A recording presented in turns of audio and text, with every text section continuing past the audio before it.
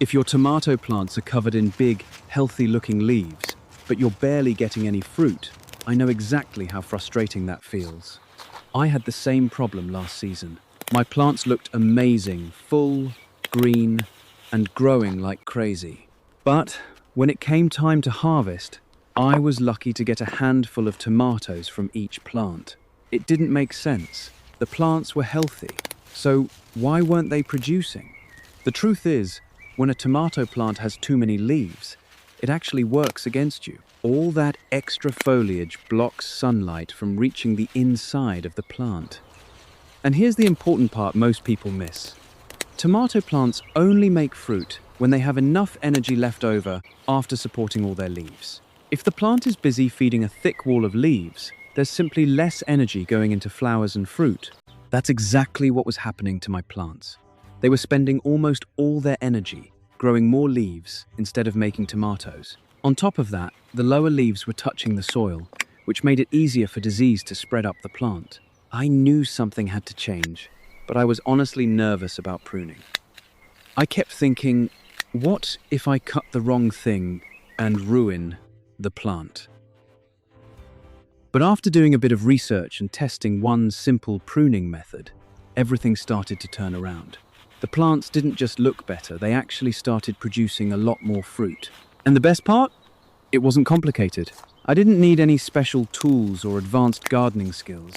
Just a pair of clean scissors and a clear idea of what to cut and what to leave. So if you're dealing with the same issue, big, bushy tomato plants with very little fruit, stick with me.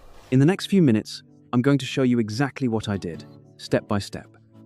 You'll see why too many leaves can actually hurt your harvest, and how removing the right parts of the plant can help it focus on what you actually want. More tomatoes. Let me walk you through what was really going on with my plants before I made any changes. Retention line. The first thing I noticed was how thick the foliage had become. When I looked closely, hardly any sunlight was making it through to the center of the plant. That's a big problem because tomatoes need consistent light to set fruit properly. Most new gardeners think that more leaves mean a healthier plant, and in some ways, that's true. Leaves are how the plant makes energy through photosynthesis. But when there's too much leaf growth, especially in the middle and lower parts of the plant, the leaves start competing with each other for light and nutrients. The plant keeps growing outward instead of putting energy into flowers and fruit. I also realized that many of the lower leaves were resting right on the soil. In my area, that's risky because it creates the perfect conditions for fungal diseases to move up the plant, especially after rain or watering. Once disease starts, it can spread fast and ruin your harvest before you even get a chance to pick the tomatoes. So the problem wasn't that my plants were unhealthy. The problem was that they were unbalanced. Too much energy going into leaves, not enough going into fruit. And the lack of airflow made them more vulnerable to problems. That's when I decided to try a simple, targeted pruning approach. I didn't cut everything back. I didn't try to make the plant look perfect. I just focused on three things: removing old leaves at the bottom, thinning out the extra shoots that were crowding the plant, and making sure the main stem had room to grow strong. Retention line. You might be wondering how much of a difference something so simple could really make. I had the same question, but the results surprised me. Before I pruned, each plant was producing maybe 4 or 5 small tomatoes at most. After I made these changes and gave the plants a couple of weeks, I started seeing new flower clusters forming deeper inside the plant, where there used to be only leaves. The fruit that developed was larger and more consistent, and I didn't lose any plants in the process. The key was understanding what the plant actually needed. It didn't need more leaves. It needed better light penetration, better airflow, and a clearer focus on fruit production instead of just staying alive and growing bigger. If you're watching this because your tomato plants look a lot like mine, did lots of leaves, very little fruit, then you're in the right place. The method I'm about to show you is straightforward, beginner-friendly, and it doesn't require you to be aggressive with the pruning shears. In the next part, I'll walk you through exactly which leaves and shoots to remove, why you're removing them, and how to do it without stressing the plant. We'll go slow, and I'll show you what to look for at each step so you can feel confident doing this yourself. Now, Let's get into exactly how to prune your tomato plants. I'm going to keep this simple and beginner-friendly because I know how nerve-wracking it can feel the first time you pick up the pruning shears. The good news is you don't need to be aggressive. You just need to know what to look for and why you're cutting certain parts. The first thing I recommend doing is removing the older leaves at the very bottom of the plant. These are usually the leaves that are starting to yellow a little or have been there the longest. They're also the ones most likely to be touching or very close to the soil. When you cut these off, you're doing two important things at once. You're improving airflow around the base of the plant, and you're reducing the chance of soil-borne diseases splashing up onto the lower leaves during watering or rain. To do this, just look for the lowest leaves on the main stem and snip them off cleanly where they meet the stem. You don't need to cut a lot. Usually just the bottom 1 or 2 sets of leaves is enough to start. The plant won't miss them, and you'll immediately notice the base of the plant looks cleaner and more open. Retention line. A lot of people skip this step because they think those lower leaves still look okay. But trust me, once you remove them, you'll see how much better the air can move around the plant. The second and most important part of this pruning method is removing the suckers. Suckers are the small shoots that grow between the main stem and the leaf branches. If you leave them alone, they turn into full branches that compete with the main plant for energy. By removing most of them, you're helping the plant focus its energy on the main stem and the fruit it's trying to produce. Identifying suckers is pretty easy once you know what to look for. They usually appear right in the armpit between the stem and a leaf branch. When they're small, about 2 to 4 inches long, they're easy to pinch off with your fingers. If they've grown bigger, you can use clean pruning shears to cut them close to the main stem without damaging it. I usually keep just 1 or 2 suckers near the bottom if the plant needs a little extra support. But for most indeterminate tomato varieties, removing the majority of suckers gives you better fruit production higher up on the plant. Retention line. You might be wondering how many suckers to remove. The simple rule I follow is this. If the sucker is growing vigorously and the plant already has plenty of leaves, it's usually safe to take it off. You're not trying to strip the plant bare, you're just thinning it out so light and air can reach the center. After you've removed the lower leaves and the extra suckers, take a step back and look at the plant. It should feel more open. You should be able to see through parts of the foliage instead of it looking like a solid wall of green. This improved airflow and light penetration is what helps the plant put more energy into flowers and fruit instead of just growing more leaves.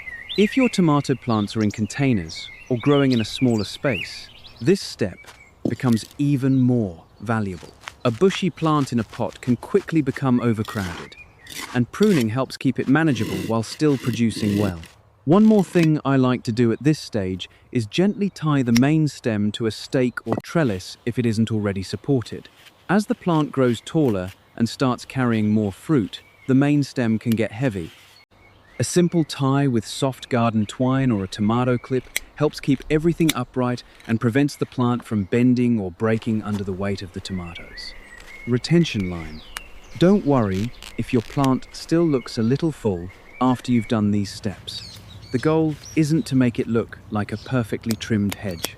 The goal is to give it better light and airflow while keeping enough leaves to support healthy growth. If you're new to pruning, I recommend starting with just 1 or 2 plants first. Practice identifying the suckers and the lower leaves. Once you do it a couple of times, it becomes much easier to see what needs to be removed and what should stay. And remember, tomato plants are actually quite forgiving. A little pruning done thoughtfully won't hurt them. In fact, most of the time they respond by growing stronger and producing better fruit. In the next part, I'll show you one more important cut that many gardeners overlook, and why it can make a real difference in keeping your plants healthy throughout the season. We'll also talk about some common mistakes to avoid so you don't accidentally do more harm than good. There's one more pruning step that a lot of gardeners either skip or don't fully understand, and it can make a surprisingly big difference in how healthy your plants stay throughout the season. It's the simple act of removing any leaves that are touching or very close to the soil. I mentioned earlier that lower leaves touching the ground can be a problem, but I want to explain why this matters so much. When leaves sit directly on the soil, they stay wet longer after watering or rain. This creates the perfect environment for fungal spores to splash up onto the plant during watering or heavy rain. Once those spores get on the leaves, they can start infections that move upward through the plant. By simply removing those lower leaves, you're creating a small but effective barrier that helps protect the rest of your tomato plant. You don't need to cut every single leaf near the bottom, just focus on the ones that are actually resting on or very close to the soil. A clean cut right where the leaf meets the stem is all it takes. This one habit alone has helped me reduce early signs of leaf spot and other common tomato diseases in my garden. Retention line. If you live in an area with frequent rain or high humidity, this step becomes even more important. It's a small action that can save you from dealing with bigger problems later in the season. Now, let's talk about some common mistakes people make when they start pruning tomatoes. The first one is being too aggressive. Some gardeners get excited and cut off way too many leaves and suckers at once. While tomato plants can handle pruning, removing too much foliage too quickly can stress the plant, especially in hot weather. The plant needs enough leaves to produce energy through photosynthesis. A good rule of thumb is to never remove more than about 1/3 of the plant's foliage in a single session. Another common mistake is cutting in the wrong place. When removing suckers, always cut or pinch them as close to the main stem as possible without damaging the stem itself. Leaving a long stub can sometimes lead to rot or attract pests, and when cutting lower leaves, make sure your cuts are clean. Ragged cuts can also become entry points for disease. Some people also forget to clean their pruning tools between plants. If you've been working on a plant that shows any signs of disease, it's a good idea to wipe your shears with rubbing alcohol or a diluted bleach solution before moving to the next plant. This simple habit can prevent spreading problems from one plant to another. Retention line. I made the too aggressive mistake myself the first time I pruned heavily. The plants looked a little shocked for a few days, but they recovered. Since then, I've learned to take it slower and spread the pruning over a couple of days if the plant is very overgrown. So, what can you actually expect after you've done these pruning steps? I want to give you a realistic timeline so you know what to look for. In the first 5 to 7 days after pruning, you'll probably notice the plant looks more open and airy.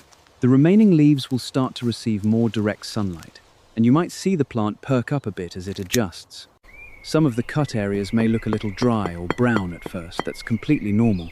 By around day 10 to 14, many gardeners start seeing new flower clusters forming in areas that were previously shaded by too much foliage. The plant is now able to direct more energy into reproduction instead of just leaf growth. This is often when you'll notice the first real signs that your pruning efforts are paying off. Of course, results can vary depending on your tomato variety, weather, soil, and how overgrown the plant was before pruning. But in my experience, most healthy tomato plants respond positively within 2 to 3 weeks when you improve light and airflow through thoughtful pruning. Retention line. The key is to be patient and consistent. One round of good pruning can set your plants up for a much better harvest. But it works even better if you stay on top of removing new suckers every week or so as the season progresses. If your plants are already showing signs of disease or stress, pruning alone might not be enough to fix everything. In those cases, it's also important to check your watering habits, make sure the plants have enough nutrients, and consider whether the variety you're growing is well suited to your climate. But for many common issues caused by overcrowding and poor airflow, pruning is one of the most effective and low-cost solutions available to home gardeners.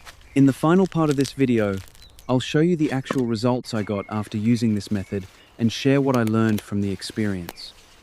I'll also give you some practical tips on how to apply this pruning approach in future seasons so you can keep getting better harvests year after year. Now, let's talk about what actually happened after I pruned my tomato plants using this simple method. I want to be honest with you about the results, because I know how important it is to see real changes, not just promises. Before I started pruning, my plants were big and green, but honestly disappointing when it came to fruit. Most plants were only giving me 4 or 5 small tomatoes each, and some were even less. The foliage was so thick that it was hard to even see inside the plant. I was watering, fertilizing, and doing everything I thought I was supposed to do. but the harvest just wasn't there. After I removed the lower leaves, thinned out the suckers, and made sure the plants had better airflow and light, things started to shift. Within about a week, the plants already looked different. They felt more open. Sunlight was actually reaching deeper into the center of the plants, and I could see new growth happening in places that had been shaded before. By the second week, I started noticing more flower clusters, forming not just at the very top, but further down the plant where there used to be only leaves. And those flowers actually turned into fruit. The tomatoes that developed were noticeably larger and more uniform than what I had been getting earlier in the season. Retention line. I didn't suddenly have a massive harvest overnight, but the improvement was clear. Instead of 4 or 5 small tomatoes per plant, I was getting closer to 8 or 9 good-sized ones, and the plants kept producing longer into the season. What surprised me the most was how much healthier the plants looked overall. Because I had removed the leaves that were touching the soil, I had far fewer problems with leaf spot and other fungal issues that usually show up mid-season. The plants stayed greener and more productive for longer. The biggest lesson I took away from this experience is that tomato plants don't actually need to be huge and bushy to produce well.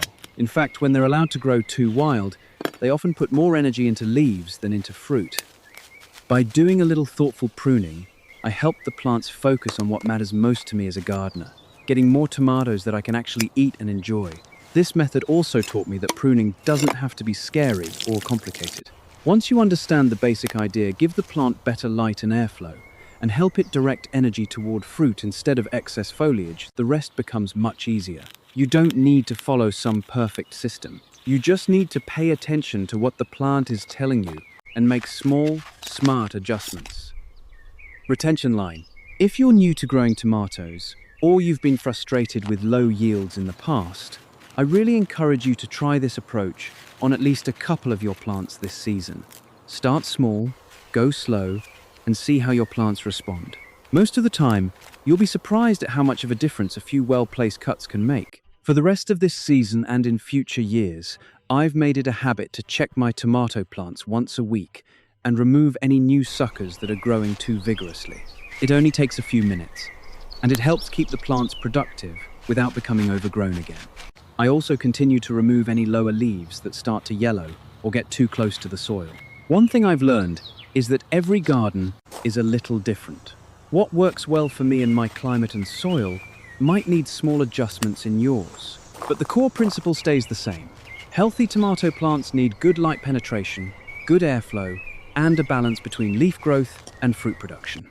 Pruning is simply one of the easiest and most effective ways to help them achieve that balance. If this video helped you understand your tomato plants a little better, or if you're planning to try this pruning method, I'd love to hear about it. Drop a comment below and let me know how your plants are doing or what your biggest challenge has been with tomatoes this year. I read every comment and I'm always happy to share more tips if you have questions. Thank you so much for watching all the way to the end. I hope this simple pruning method helps you get more tomatoes from your plants this season and for many seasons to come. Happy gardening, and I'll see you in the next video.